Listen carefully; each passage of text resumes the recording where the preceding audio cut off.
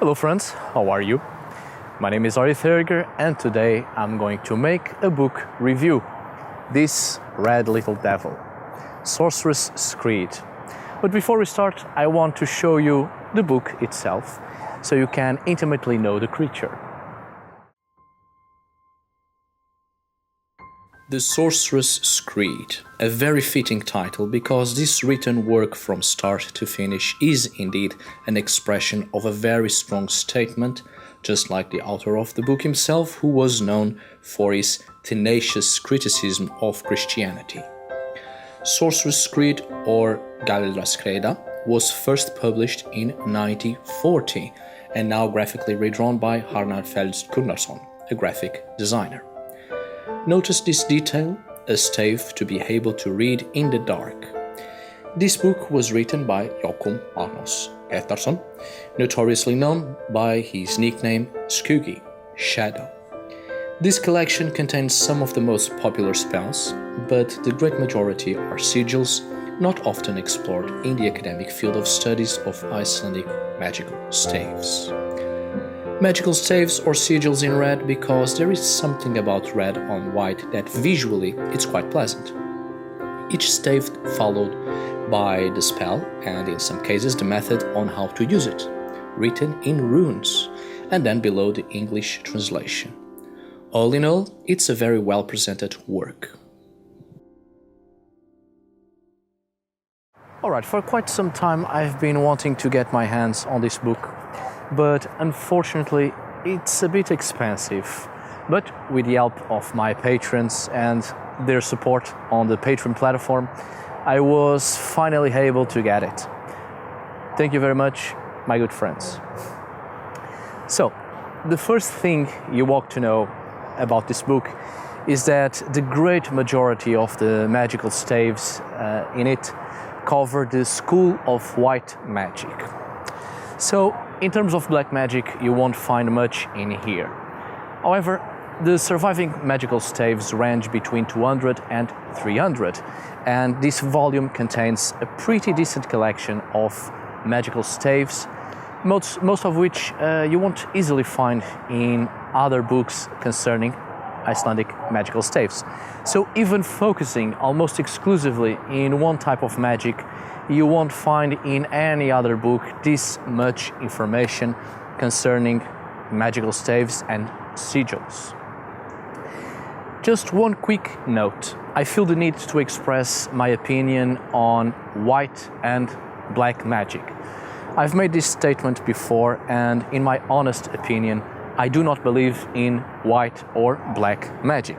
To me, there is only power we harness through sorcery, through our own skills and through our hard work and by focusing our mind into the subject. We are the ones to give it a purpose, give a purpose to power, be that good or bad. However, theoretically speaking, we must label white, grey and black in order to construct boundaries and categories to help distinguishing one thing from the other. But one cannot exist without the other. Let's put it in these terms.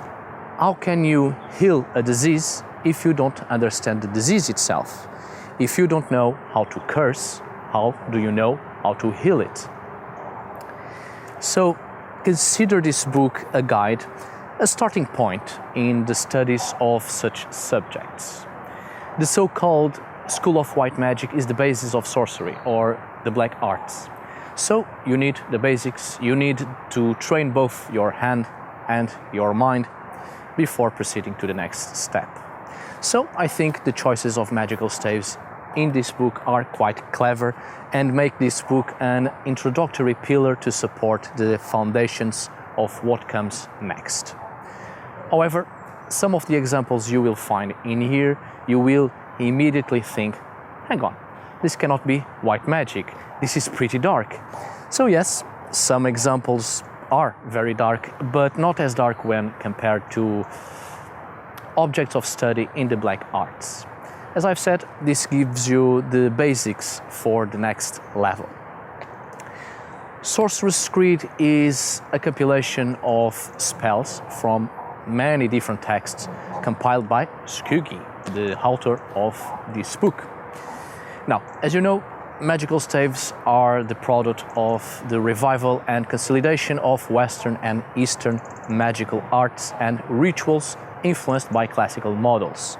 Since the 15th century, there was a great flourishment of magical staves, and the closer they get to our contemporary times, a lot of doubts come to the surface, and we start to question the legitimacy of the symbols, because at a certain point we stop being able to track the origins of the symbols and the spells. So a 20th century compilation of magical staves immediately made me doubt the authenticity of the work. However, after comparing the symbols within the book with other sources, grimoires and manuscripts, it seems to me this work is pretty accurate. However, there are certain cases in here that it's just impossible to know the origins, and we are unable to track the origins of the rituals. Fewer than a dozen examples. All in all, it seems credible.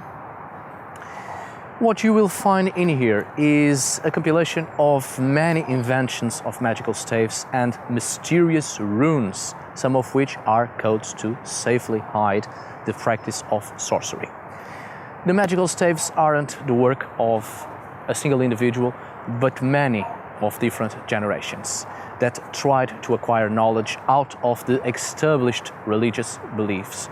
So what you have in here is a wonderful variety of attempts to acquire knowledge through other means, some of which quite successful. You will find beautiful illustrations in here, and take notice that these have been redrawn from the original manuscripts and redrawn again for this book. So instead of handmade crooked lines and stains all over the place, you have a generally clean presentation in here. So that's it, my good friends. My review on this book. I definitely recommend this book because it will raise loads of questions that will immediately make you want to seek the answers. And that's the entire purpose of acquiring knowledge. A very special thanks to all of my patrons who helped me to acquire this book, and a special thanks to the subscribers of this channel, of course. Thank you so much for watching. See you on the next video, and as always, tack för idag.